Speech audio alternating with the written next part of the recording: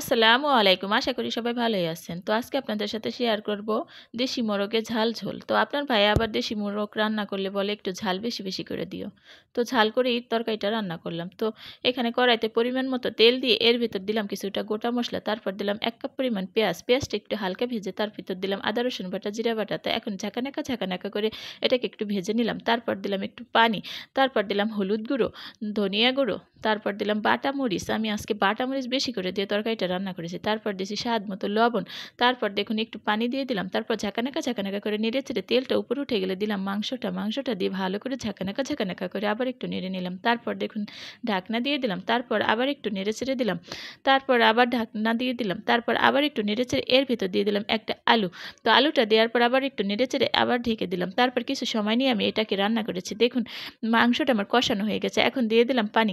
তো পানিটা দেওয়ার পর এখন আবার ঢেকে দিলাম, বলক আসা পর্যন্ত রান্না করলাম। তারপর দেখুন নেড়ে চেড়ে এর ভিতর দিয়ে দিব এখন গরম মশলা গুঁড়া।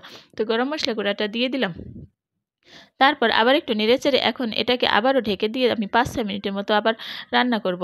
চুলার আঁচটা কমিয়ে দিয়ে মাশাআল্লাহ দেখুন কি সুন্দর কালার হয়েছে, খাইতেও অনেক ভালো হয়েছিল। এইভাবে রান্না করে দেখবেন, ভালো লাগবে। আল্লাহ হাফেজ।